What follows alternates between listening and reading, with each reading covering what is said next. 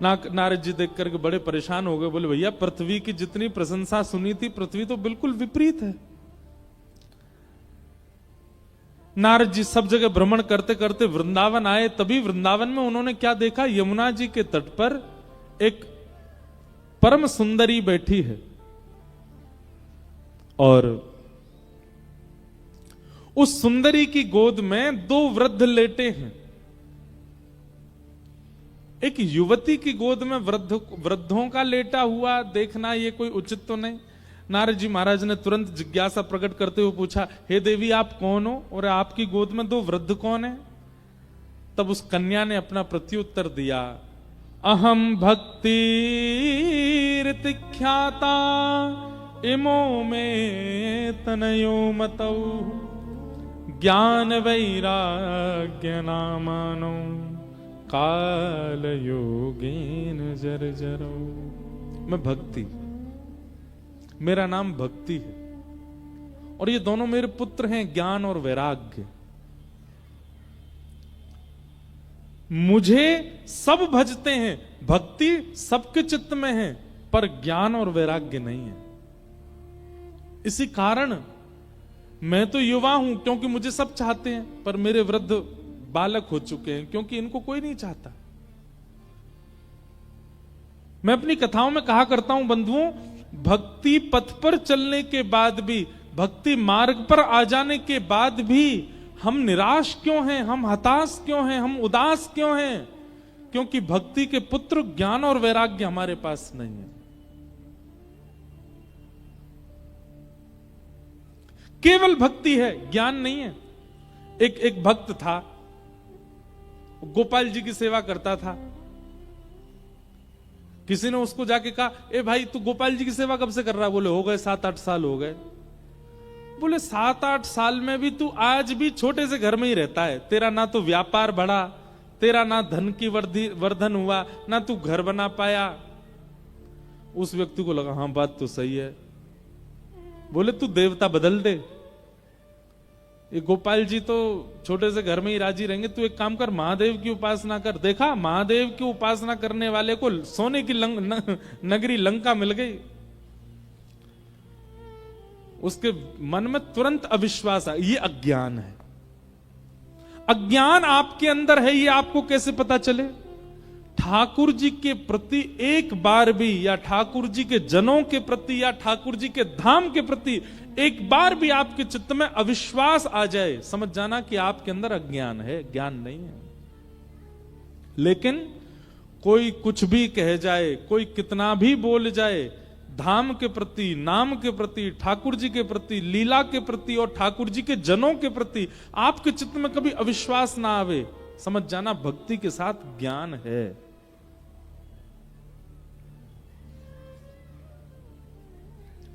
हमारे भगवान श्री कृष्ण हमारे वृंदावन चंद के ऊपर बहुत प्रश्न उठाते हैं कई पढ़े लिखे लोग,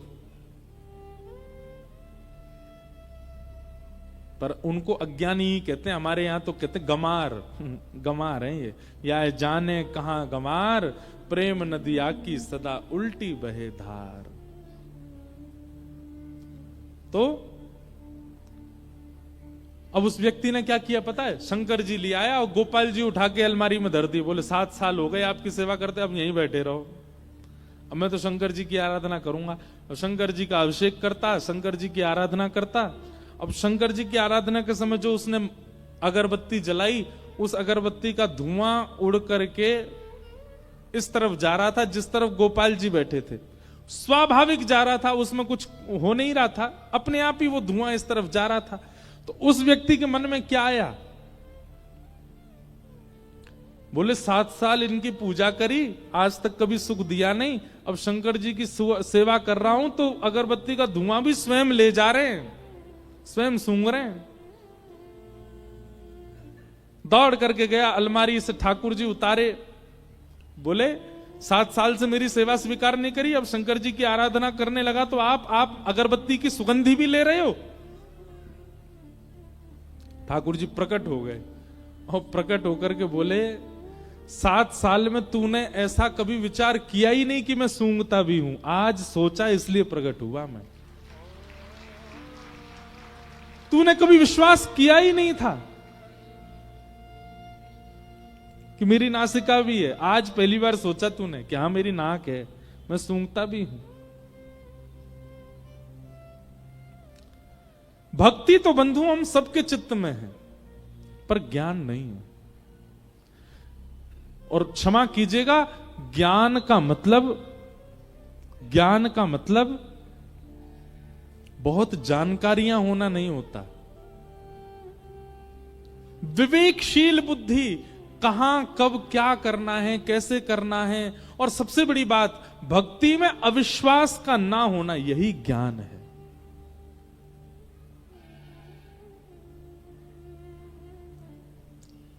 आपकी भक्ति में, आपकी सेवा में, आपके गुरु के प्रति, धाम के प्रति, तीर्थ के प्रति आपके चित्त में जो अविश्वास प्रकट होता है, वही अज्ञान।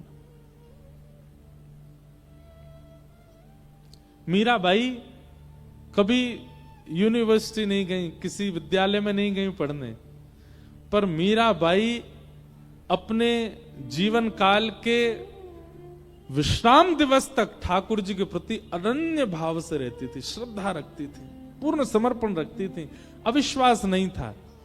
इसलिए महाज्ञानी है मीरा।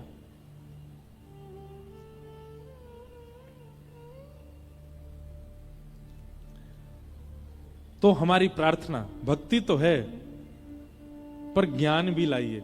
और ज्ञान है, इस बात का प्रमाण है ठाकुर जी के प्रति कभी अविश्वास ना होना।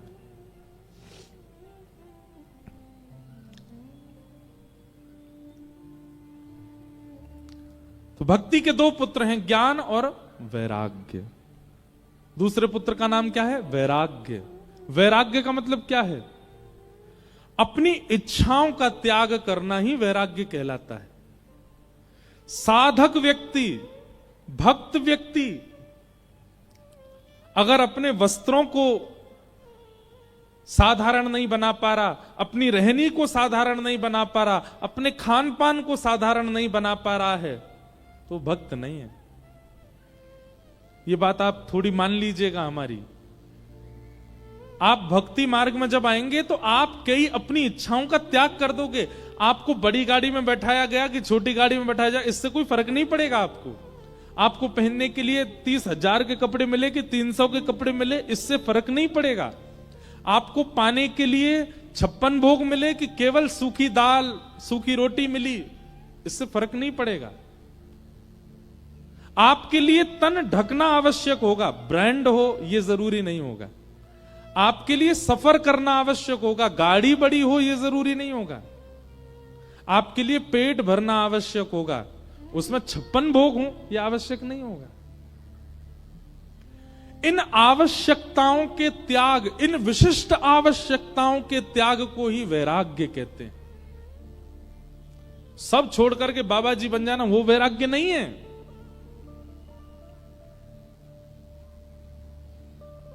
जो मिल जाए उसमें प्रसन्न है, जैसा मिल जाए उसमें प्रसन्न है, ये वैराग्य है। तो भक्ति के दो पुत्र हैं। अगर ये दोनों पुत्र आपके चित्त में नहीं आ रहे हैं और केवल भक्ति आ गई है, तो आपकी भक्ति आपको कभी प्रसन्न नहीं कर पाएगी।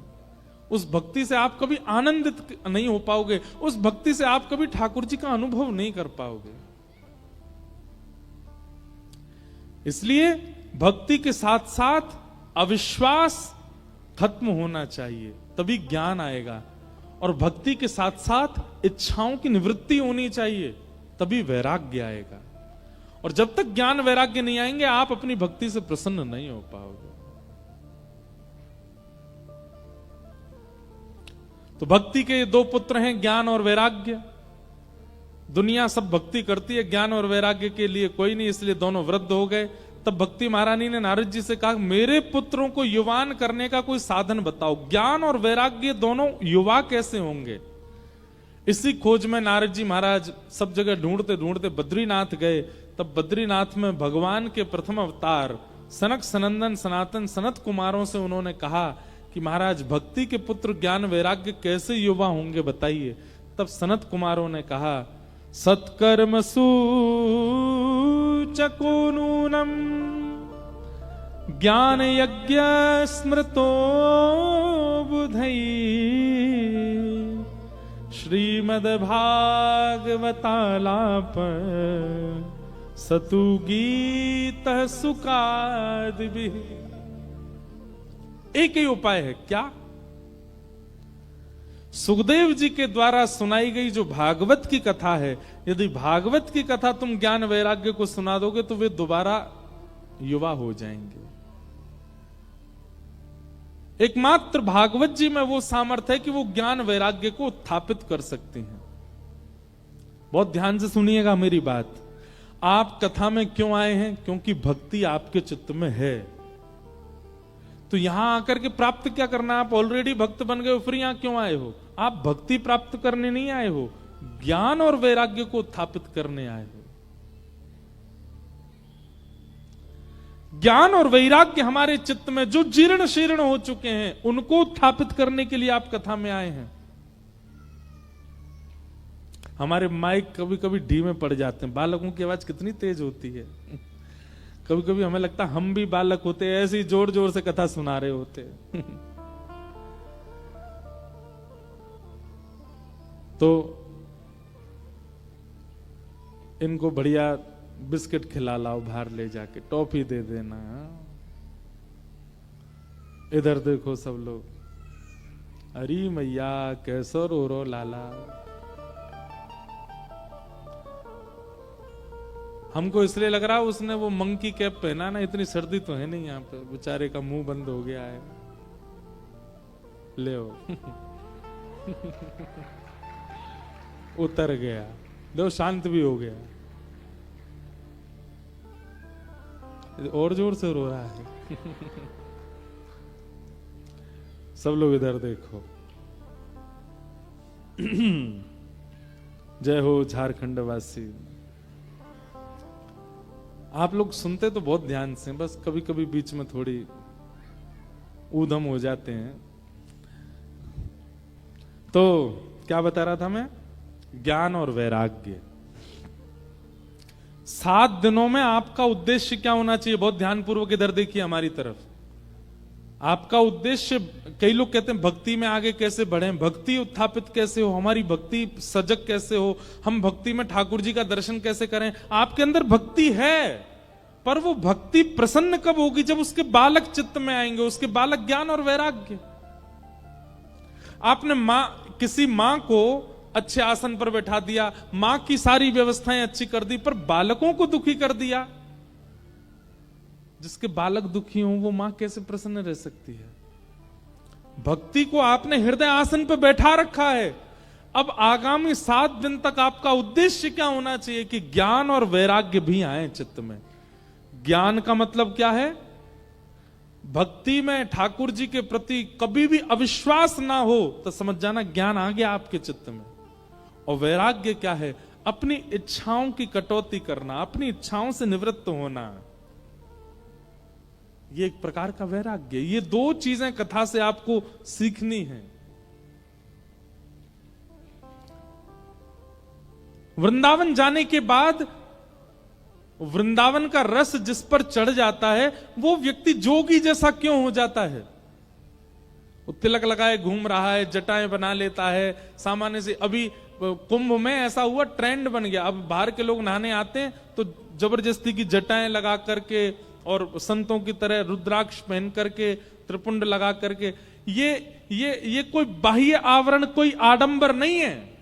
त्रिपुंड लगा लिया, रुद्राक्ष माला धारण कर ली, और फिर उसके बाद गंगा स्नान कर रहे हैं, और फिर फोटो वोटो खिंचा के बस डाल दो, फिर जाके अपना वही जीन्स टी शर्ट पैंट में डोल रहे हैं, फटे हुए कपड़े पहन के घूम रहे हैं। केवल कुंभ में आए इसलिए संत जैसा भेष बना लेते हैं। नहीं, जब भक्ति में वैराग्य आता है तब वह भेष अपने आप प्रकट होता है, बनाना नहीं पड़ता।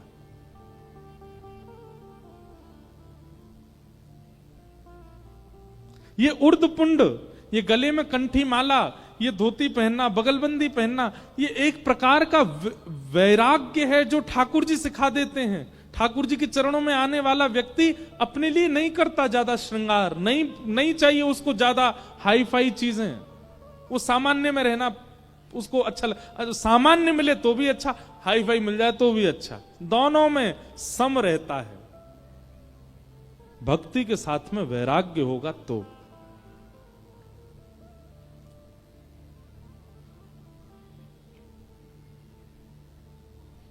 सुख में फूलो मती, दुख में भूलो मती, प्राण जाए मगर नाम भूलो मती, मुरली वाले को मन से रिझाते चलो, कृष्ण गोविंद गोपाल गाते चलो, कृष्ण गोविंद गोपाल गाते।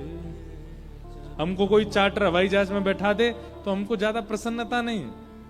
कई बार कथा करने हम स्कूटी पे बैठ के चले जाते हैं, गाड़ी नहीं है, स्कूटी साइकिल से चले जाए तो भी कोई दुख नहीं।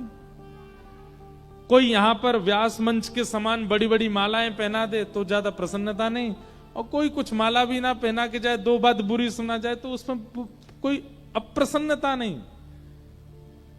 इस प्रकार का अपने आप को वर्सटाइल बनाना, अपने आप को हर तरीके के माहौल में ढालने वाला बनाना, यह वैराग्य है भक्ति में।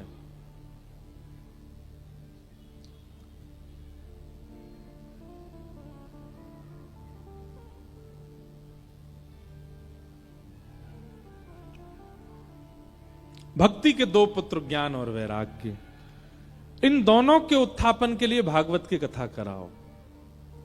और भागवत का नाम सुनते ही नारद जी बोले, महाराज कहां होगी, कैसे होगी, इसके नियम क्या हैं?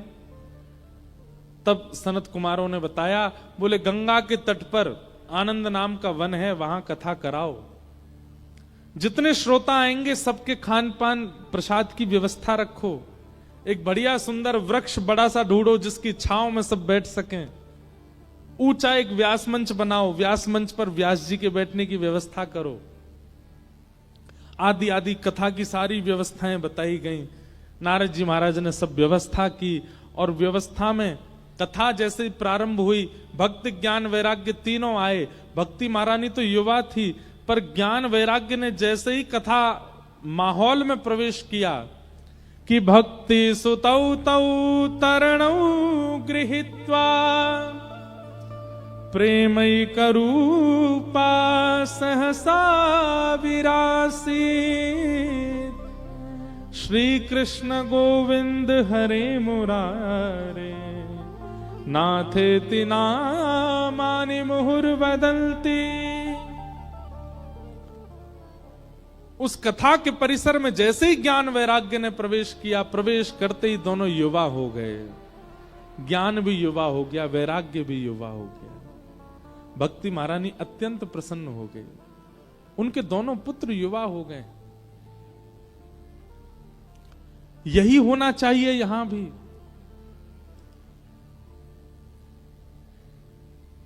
हमारी प्रसन्नता का कारण भक्ति में सजगता, और भक्ति में सजगता का कारण ज्ञान वैराग्य का उत्थान चित्त में। ये कथा से होगा। ज्ञान और वैराग्य के मार्ग को अपनाइए। भक्ति महारानी अत्यंत प्रसन्न हो गई। ज्ञान वैराग्य दोनों युवा हो गए।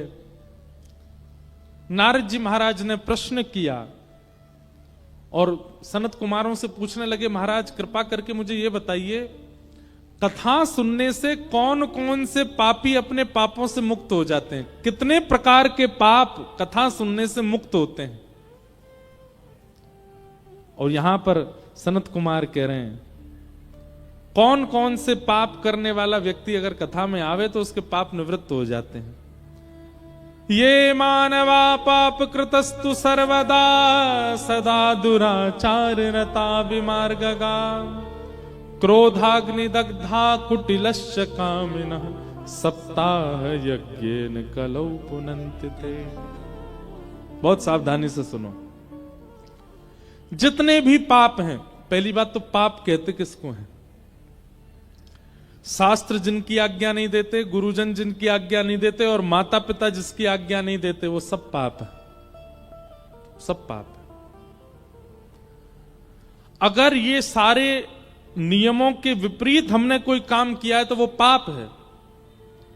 हमसे जो भी पाप हुआ है, और यहां पापों के कुछ नाम बताए गए हैं, जैसे कौन कौन से। सबसे पहला पाप दुराचरण। ध्यानपूर्वक सुनिएगा। किसी को माला जपते हुए देख आपके मन में यह भावना तो उत्पन्न नहीं हुई कि मैं भी माला जपूं, पर किसी को धुआं उड़ाते देख आपके मन में आया, ओए कितना बढ़िया लग रहा है, क्या देखो मुंह से धुआं निकल रहा है, मैं भी निकाल के देखूं। किसी को चंदन तिलक लगा करके आपके मन में भावना नहीं आई कि मैं भी लगाऊं, पर किसी की फटी जींस देख करके, किसी के ऊट पटांग वस्त्र देख के आपके मन में आया, मैं भी खरीदूं, मैं भी पहनूं, कितना बढ़िया लगूंगा, कूल लगूंगा मैं भी। ये दुराचरण है।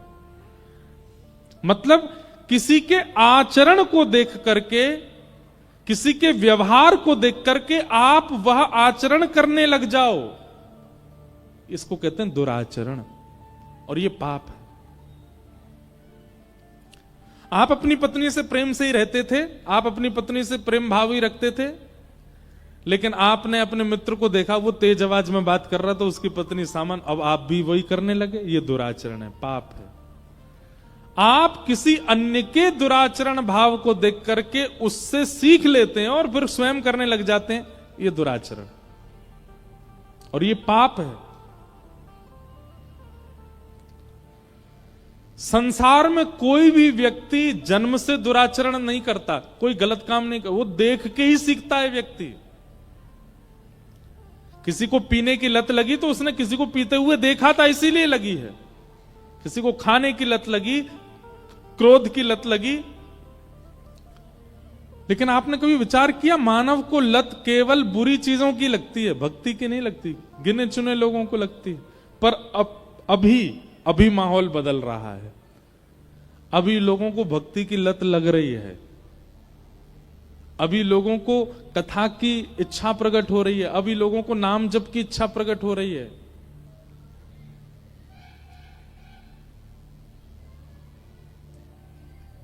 दुराचरण, किसी के दूषित व्यवहार को देख करके आप भी वह करने लग जाओ, यह पाप है। आप में अभिमान नहीं था, आप बिल्कुल सम रहते थे, बहुत अच्छा आपका व्यवहार था, पर आपके जो ऑफिस में जहां काम करते हो उसमें किसी को आपने देखा वो थोड़ा अभिमान करता है, वो लोगों से कम बात करता है, वो लोगों से दुर्व्यवहार करता है, उसको देख करके आप मन में आया मैं भी ऐसे किया करूं, अच्छा लगूंगा, पाप है। दुराचरण करना पाप है, पहली बात। दूसरी बात, विमार्गगा, गलत मार्ग पर चलना।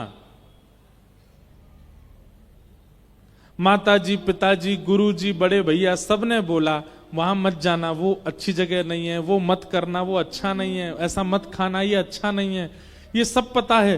क्या मांस खाने वाले व्यक्ति को नहीं पता कि ये अच्छा नहीं होता, फिर भी खाता है? मांस खाने वाला, किसी जानवर को मार के खाने वाले व्यक्ति को क्या नहीं पता कि ये पाप है, पर फिर भी खाता है? एक बात बोले, ना पता हो कि पाप है तो कुछ गलत करे तो इतना पाप नहीं लगता, लेकिन जानते हुए भी उसको करना, ये तो महापाप लगता है, घोर पाप लगता है।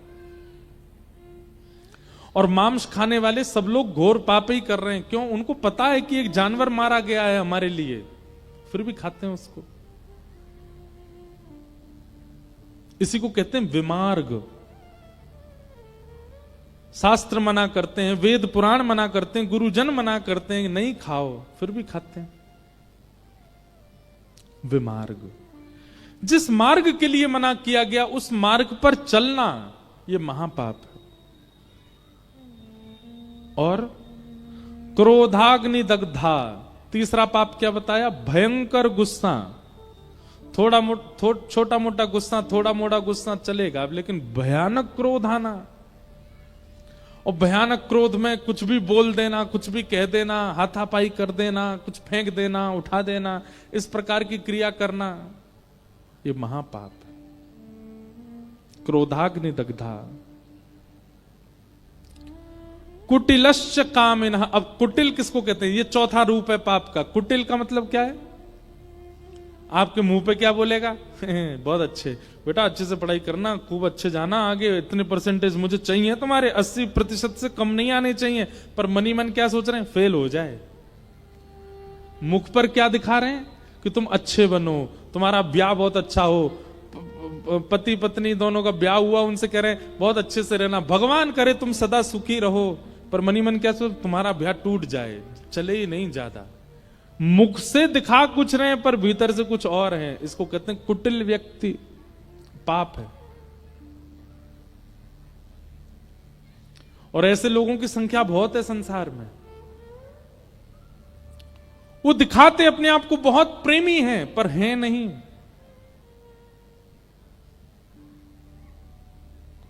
कामिनः,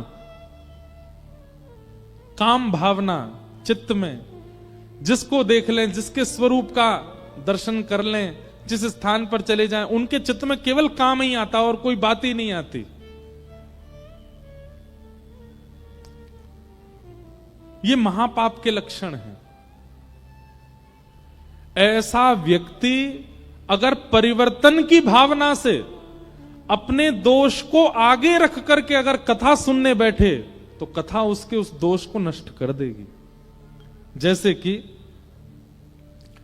कोई व्यक्ति दुराचरण करता है और वो अपने दुराचरण के भाव को जानता है, बोले मैं बहुत जल्दी इंप्रेस हो जाता हूं गलत करने वाले लोगों से।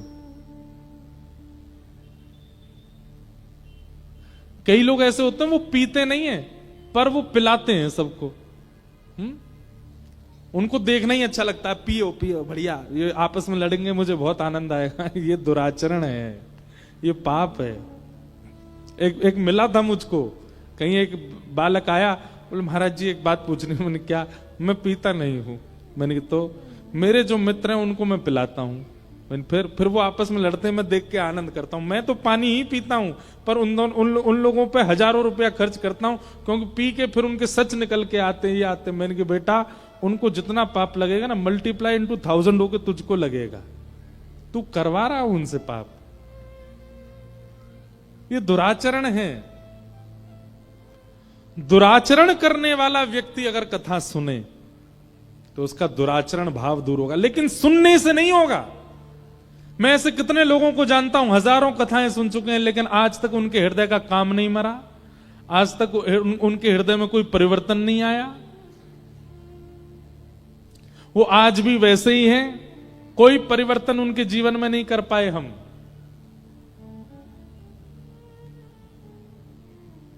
क्यों? क्योंकि कथा को उन्होंने श्री कृष्ण रूप मान करके सुना ही नहीं, इसलिए कोई परिवर्तन नहीं हो पाया। परिवर्तन होगा, सबसे पहले तो आप वक्ता की वाणी के प्रति पूर्ण विश्वास रखो, भरोसा रखो। दूसरी बात, कथा को केवल शब्द ना मान करके साक्षात ठाकुर जी का रूप मानो। और तीसरी बात, अपने दुर्व्यवहार को, अपने दूषित क्रियाओं को आगे रखो। इनको मुझे सुधारना है, इसके लिए मैं कथा सुन रहा हूं। कथा आपको बदल देगी, परिवर्तित कर देगी। जब तक आप अपने दोषों को आगे नहीं रखोगे, जब तक अपनी बीमारी को आगे नहीं रखोगे, डॉक्टर दवाई कैसे लगाएगा? डॉक्टर दवाई कैसे बताएगा? इसलिए कथा में जब आप बैठते हैं ना, तो अपने दूषित विचार, जो आपके अंदर कमियां हैं, उनको पहले विचार कर लिया कीजिए। हे भागवत जी, मेरे अंदर क्रोध बहुत है, मेरे अंदर काम है, मेरे अंदर लोभ है, ईर्ष्या है, द्वेष है, कृपा करके आप परिवर्तन कीजिए। 7 दिन में आप अपने आप को देख लीजिएगा, आपके यहां का क्रोध कहां चला गया, आपका लोभ कहां चला गया, सब परिवर्तित हो जाएगा। एक सुंदर रूप धारण कर लोगे आप। तो कथा इन सबको परिवर्तित करती है। तभी नारद जी ने पूछा, अगर कोई माता पिता का द्रोही बालक हो, महापापी, वो क्या कथा उसको भी पवित्र कर देती है? तब सूत जी महाराज कहते हैं, हां। सनत कुमार कहते हैं, बोले एक धुंधुकारी नाम का बालक था, जो माता पिता से विद्वेष करने के बाद भी भागवत की कथा से पवित्र होकर के भगवत धाम चला गया। नारद जी बोले, कृपा कर मुझे बताइए कैसे। तब यहां धुंधुकारी का प्रसंग सुनाया गया। एक आत्मदेव नाम के ब्राह्मण थे, उनके कोई संतान नहीं थी। संसार में बंधुओं, व्यक्ति एक जगह पाप और करने लगता है, उसके पास जो वस्तु नहीं है उस वस्तु की प्राप्ति के लिए फिर वो कुछ भी करने लग जाता है। उसको कोई कह दे वहां जाकर के नारियल बांध आओ, वहां जाकर के दिया जलाया आओ, वहां जाकर के चद्दर पहनाया आओ, वहां पे ये कर आओ, वहां पे तुम्हारे काम बन जाएंगे। वो इतनी जगह भाग आता है, महाराज कैसे भी करके मेरा काम बने। हमारी एक बात ध्यान रखिएगा, संसार का एक स्वभाव है अपूर्णता। क्या है? जोर से बोलो। अपूर्णता। अपूर्णता का मतलब जानते हैं? न पूर्ण इति अपूर्ण। संसार में कभी पूर्णता किसी को नहीं मिल सकती। चाहे आप प्रधानमंत्री बन जाइएगा, चाहे आप राष्ट्रपति बन जाइएगा, चाहे आप भागवत वक्ता बन जाइएगा, चाहे आप कोई नेता बन जाइएगा, आप कभी भी पूर्ण नहीं रहोगे। संसार में अपूर्ण आओगे और जाओगे भी अपूर्ण। कभी पूर्णता का अनुभव नहीं हो सकता आपको।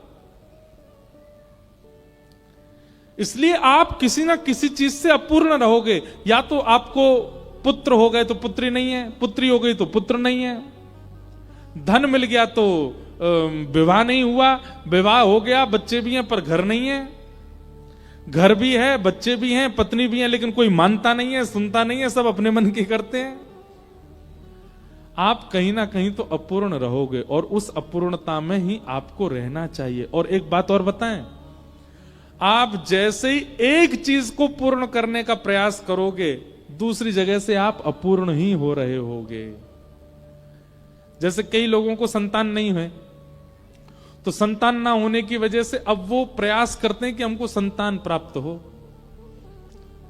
और खूब खूब महाराज सिर हाथ पैर फेंक करके उनको संतान मिल जाती है। लेकिन जैसे ही संतान मिलती है वो किसी अन्य चीज से अपूर्ण हो चुके होते हैं तब तक। आप कहेंगे तो महाराज जी क्या करें? ठाकुर जी ने, प्रकृति ने आपको जो नहीं दिया उसको स्वीकार कर लीजिए।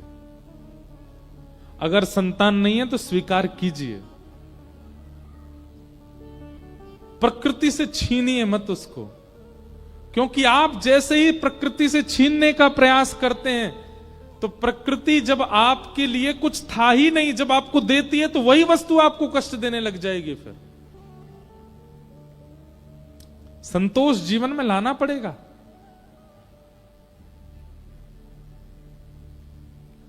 आत्मदेव जी के पुत्र नहीं था, लेकिन श्री आत्मदेव जी बड़े अप्रसन्न रहते थे, पुत्र कैसे मिले कैसे मिले। तो कभी ब्राह्मणों के पास, संतों के पास, सबके पास जाते, लेकिन कोई भी कोई उपाय नहीं बता पाया। तो आत्मदेव जी आत्महत्या करने चले गए एक दिन। बोले बिना संतान के क्यों रहूं? आत्महत्या करने के लिए गए, तभी एक महात्मा ने उनको रोका। बोले तुम आत्महत्या क्यों कर रहे हो? बोले मेरे संतान नहीं है। बोले अरे तो इतनी छोटी सी बात पे आत्महत्या करोगे?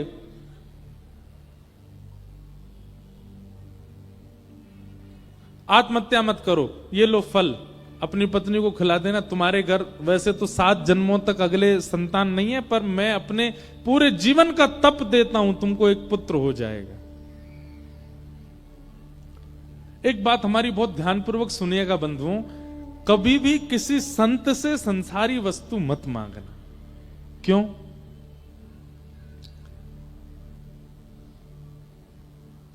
क्योंकि संतों के पास देने के लिए केवल भजन है, और जब आप उनके सामने संसार मांगोगे तो वो मना नहीं करेंगे, भजन के बदले संसार देंगे। और क्षमा कीजिएगा, भजन के बदले अगर संसार मिला तो उस संसार से आप कभी प्रसन्न नहीं रह पाओगे।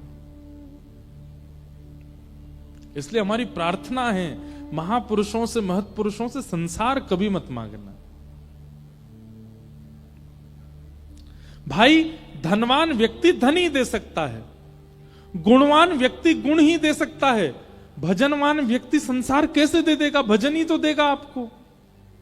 लेकिन हम लोग क्या करते हैं, कई लोग हमारे पास भी, हम तो जबकि संत भी नहीं है, हम तो केवल कथा वक्ता हैं, हम कहीं जाते आते हैं, महाराज जी हम पे थोड़ी कृपा कर दो, हम बड़े दुखी डोल रहे हैं आजकल, हमारे काम धंधे नहीं चल रहे, कुछ करो तो।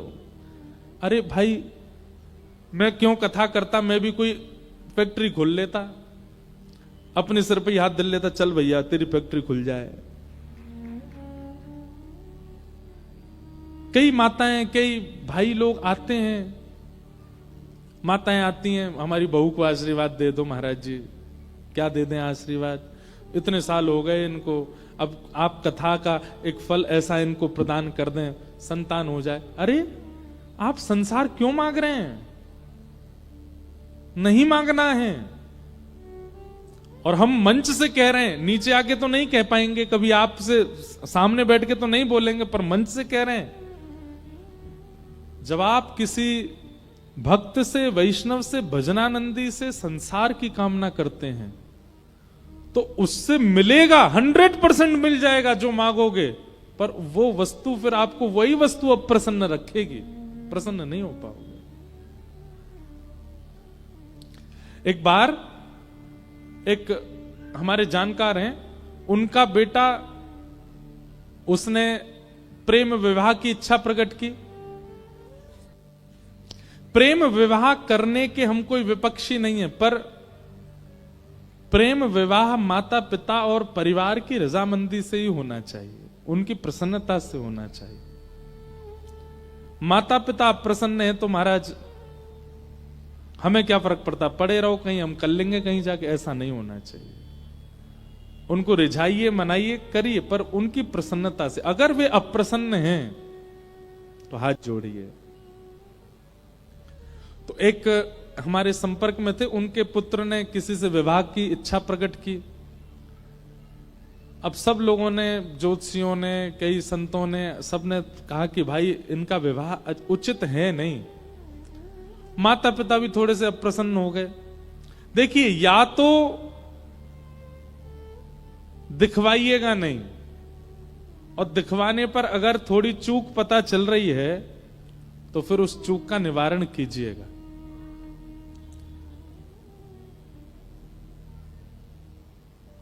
कई बार कैंसर के पेशेंट अपने आप अपना चेकअप नहीं कराते तो लंबे जी जाते हैं, पर चेकअप कराने के बाद उनकी आयु अपने आप ही घटने लग जाती है।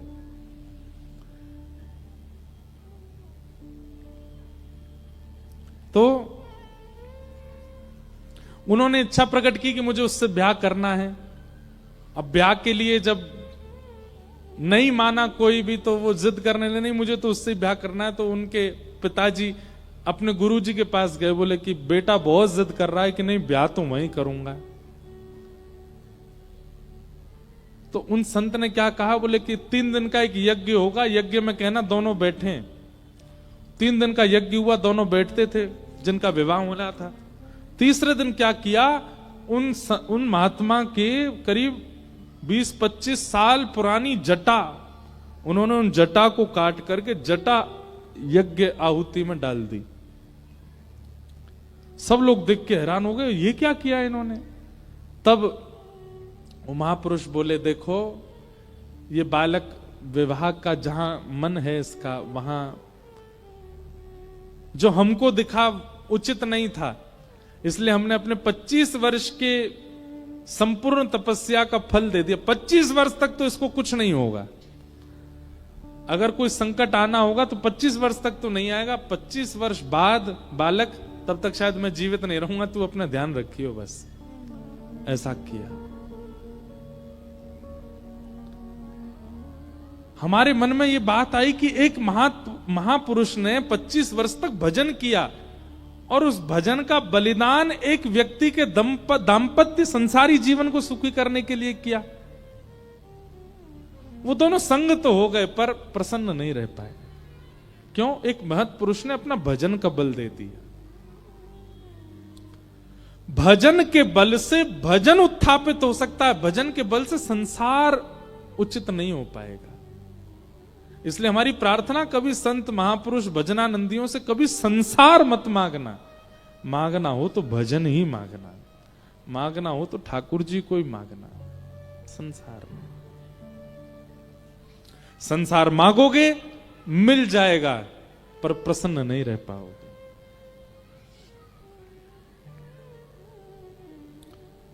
मांगा है मैंने श्याम से वरदान एक ही, तेरी कृपा बनी रहे जब तक है जिंदगी। मांगा है मैंने श्याम से वरदान एक ही। एक ही वरदान मांगो, आप कृपा बनाए रखना बस। धुंधुकारी गोकर्ण जी महाराज को आत्मदेव जी को फल दे दिया संत ने। आत्मदेव जी ने जाकर के वो फल अपनी पत्नी को खिला दिया, लेकिन पत्नी ने फल खाया नहीं, गैया को खिला दिया। तो गैया के गर्भ से एक बालक ने जन्म लिया जिसका नाम हुआ गोकर्ण। और धुंधुकारी ने अपने सहेली के बालक को ही अपना बता दिया, उसका नाम रखा गया धुंधुकारी। धीरे धीरे दोनों बालक बड़े हुए। गोकर्ण पंडित ज्ञानी बना, धुंधुकारी महान दुष्ट हुआ, अपने माता पिता को ही मारने लगा। ऐसा व्यवहार माता पिता के प्रति करने लगा। माता पिता दुखी हो गए। मां ने तो अपने प्राण त्याग दिए कुआं में कूद करके, और पिताजी घर छोड़ के चले गए। जीवन में एक बात याद रखिएगा, माता पिता कभी अप्रसन्न ना हो आपकी किसी क्रिया से, चाहे जैसा जीवन आपने देखा हो।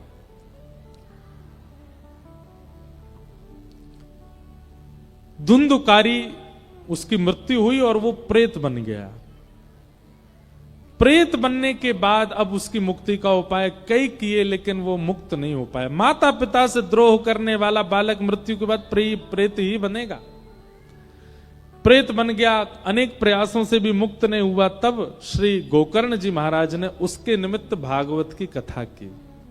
सूर्य भगवान की आज्ञा से भागवत की कथा हुई, और सप्ताह कथा होते ही धुंधुकारी प्रेत योनि से मुक्त होकर के भगवत धाम प्रस्थान कर गया। बोलो भक्तवत्सल भगवान की जय। तो श्रीमद् भागवत कैसी है?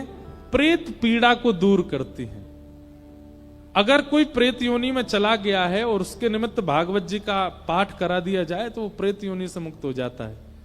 तो भागवत जी के महात्म्य में दो बातें प्रमुख रूप से बताई। पहली बात ज्ञान और वैराग्य का उत्थापन, और दूसरी बात प्रेत पीड़ा विनाशिनी, प्रेत पीड़ा से मुक्त करती हैं।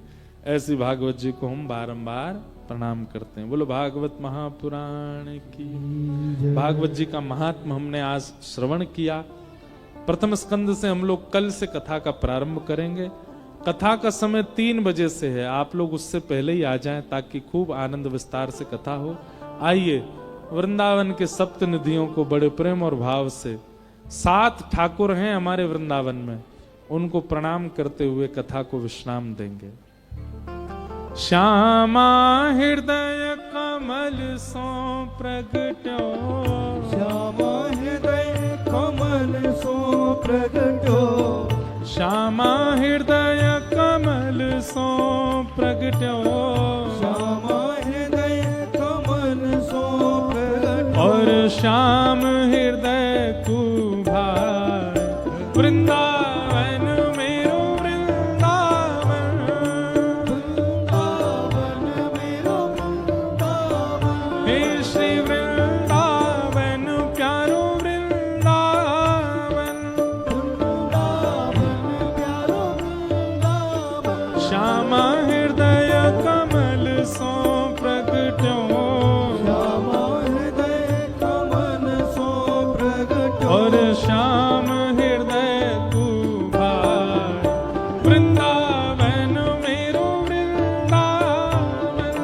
वृंदावन मेरो वृंदावन, हे श्री वृंदावन प्यारो वृंदावन, वृंदावन प्यारो वृंदावन, सब सुख सागर रूप उजागर रहे वृंदावन धाम, सब सुख सागर रूप उजागर रहे वृंदावन धाम, ओ सब सुख सागर रूप उजागर रहे वृंदावन धाम। सब सुख सागर रूप उजागर रहे वृंदावन धाम। हे मदन हे रूप गोस्वामी प्रकट कियो जहाँ। रूप गोस्वामी प्रकट कियो जहाँ। श्री रूप गोस्वामी प्रकट कियो जहाँ। रूप गोस्वामी प्रकट कियो राधा गोविंद रूप निधान। वृंदावन प्यारो वृंदावन। वृंदावन मेरो वृंदावन। हे श्री वृंदावन प्यारो वृंदावन। वृंदावन मेरो वृंदावन। रूप गोस्वामी प्रकट कियो जहाँ। रूप गोस्वामी प्रकट कियो राधा गोविंद रूप निधान। वृंदावन प्यारो वृंदावन।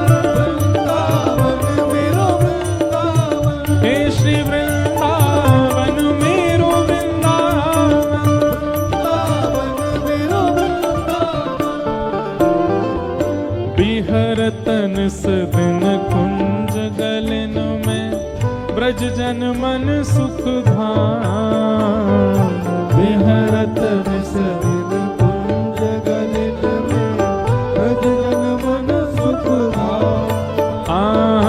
बिहरत निस दिन कुंज गलन में ब्रज जन मन सुख धाम। बिहरत निस दिन कुंज गलित में ब्रज जन मन सुख धाम। हे मदन मोहन को रूप निरख के। मदन मोहन को रूप निरख के। श्री मदन मोहन को रूप निरख के। मदन मोहन को रूप निरख के। सनातन बलि बल जाय। वृंदावन प्यारो वृंदावन। वृंदावन प्यारो वृंदावन। हे श्री वृंदावन मेरो वृंदावन। वृंदावन मेरो वृंदावन। मदन मोहन को रूप निरख के।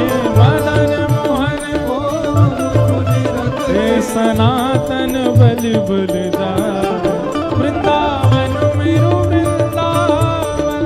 वृंदावन मेरो वृंदावन। हे श्री वृंदावन प्यारो वृंदावन। वृंदावन मेरो वृंदावन। गोपी ग्वाल सब ही और धारे प्यारो गोपी नाथ। गोपी ग्वाल सब ही और धारे प्यारो गोपीनाथ। हे गोपी ग्वाल सब ही और धारे प्यारो गोपी नाथ। गोपी ग्वाल सब ही और धारे प्यारो गोपीनाथ। हे मधु पंडित जिन कंठ लगायो। मधु पंडित जिन कंठ लगायो। श्री मधु पंडित जिन कंठ लगायो। मधु पंडित जिन कंठ लगायो। पीछे वारे इन पे तो ऐसा लग भी रहा है कि ये वृंदावन आए। आगे वारे तो ऐसा लग रहा है अभी मथुरा में ही बैठे हैं का। पीछे वाले इतने भाव से कथा सुनते हैं, नृत्य करते हैं, कीर्तन करते हैं। आगे वाले तो जन कहा ही अलग ही आनंद में है। मधु पंडित जिन कंठ लगायो। मधु पंडित भुजा उठा के जहाँ है रही जय जयकार। वृंदावन प्यारो वृंदावन। वृंदावन मेरो वृंदावन। हे श्री वृंदावन मेरो वृंदावन। वृंदावन मेरो वृंदावन। मधु पंडित जिन कंठ लगायो। जिन कंठ लगायो। और है रही जय जयकार। वृंदावन मेरो वृंदावन।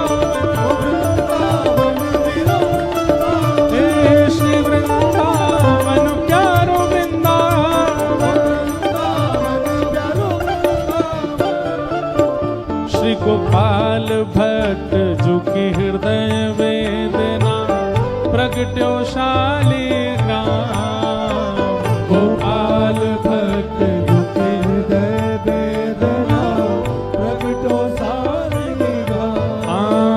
श्री गोपाल भट्ट झुकी हृदय वेदना प्रगट्यो शालिग्राम। श्री गोपाल भट्ट दुखे हृदय वेदना प्रगटो शालिग्राम। और इसकी अगली पंक्ति तो ऐसे नहीं, पीछे देख के गाओ, वहां देख के गाओ।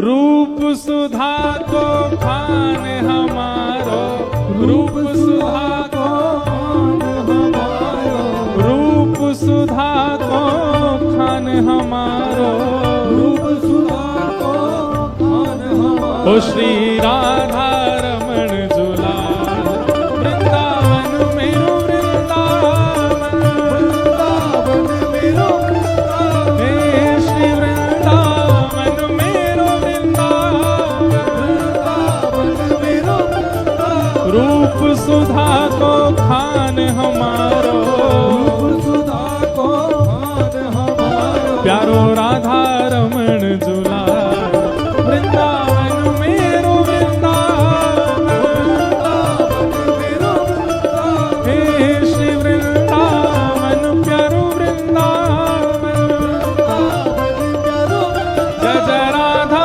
रमण प्यारो राधा रमण। जय जय रमण जय राधा रमण। जय जय राधा रमण प्यारो राधा रमण।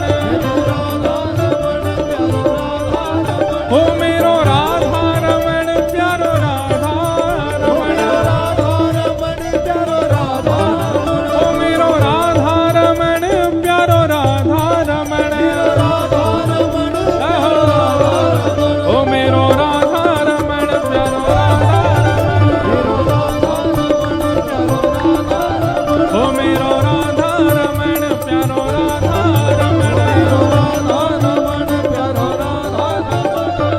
आतुर हित हरिवंश पुकारो राधा राधा नाम।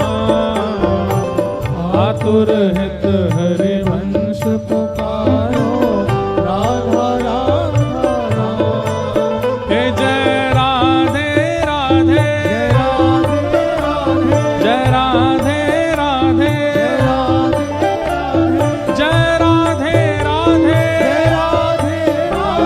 जय राधे राधे,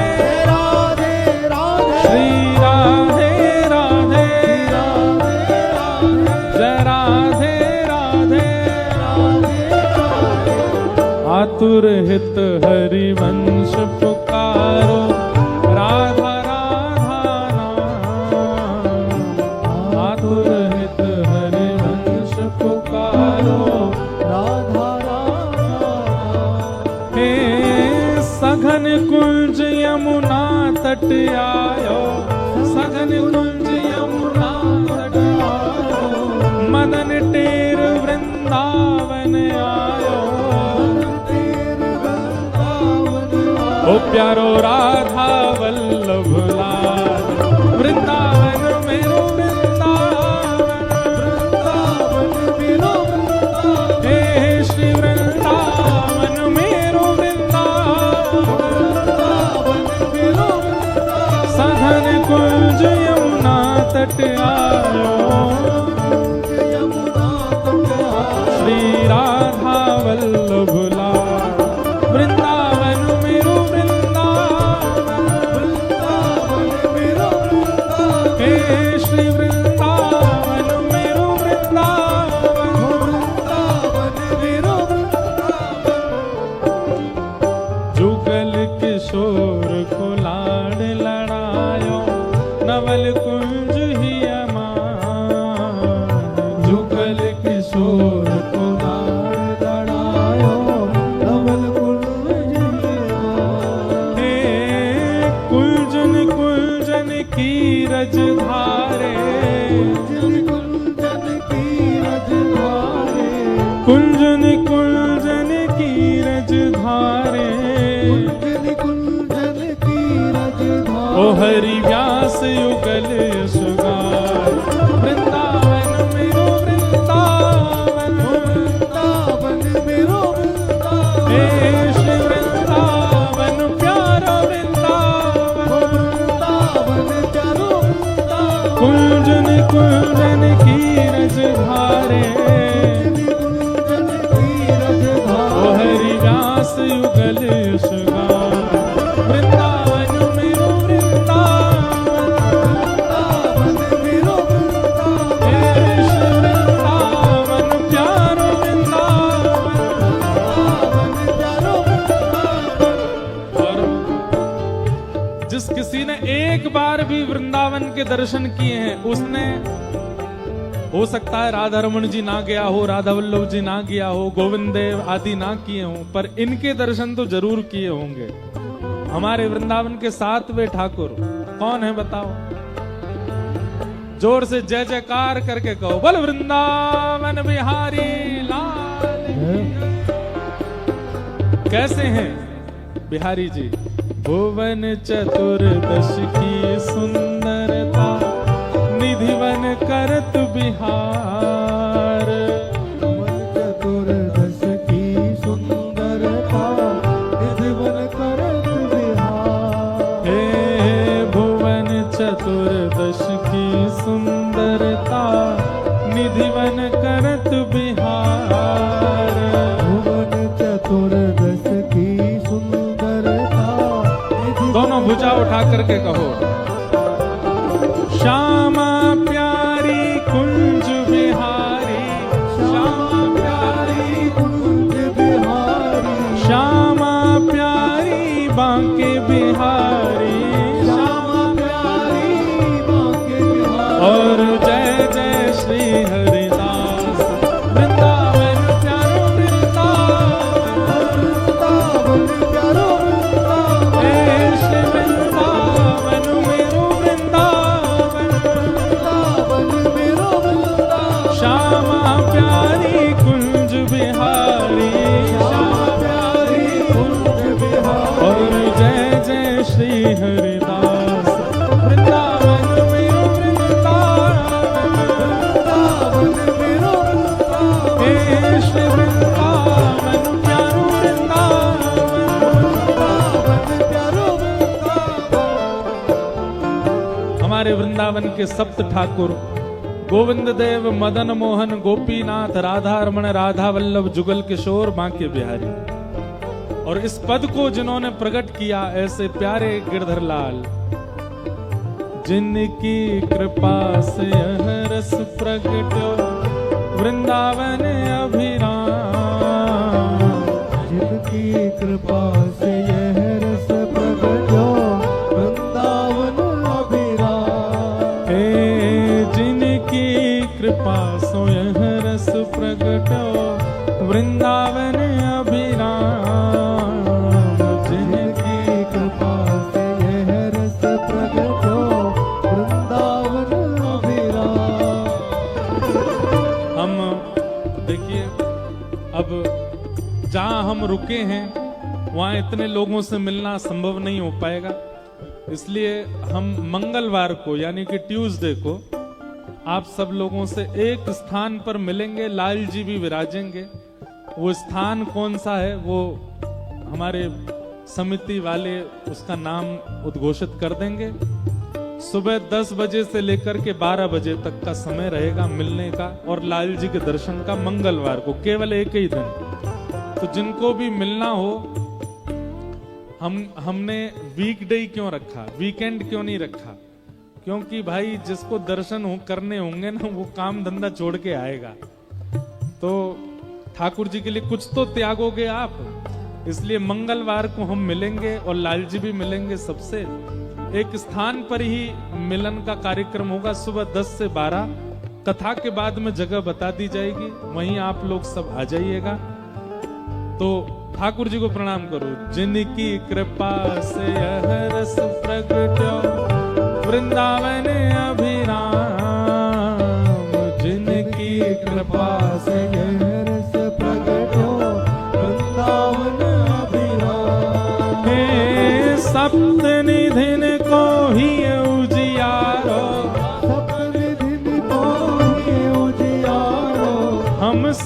प्रभु मिलवावे वाला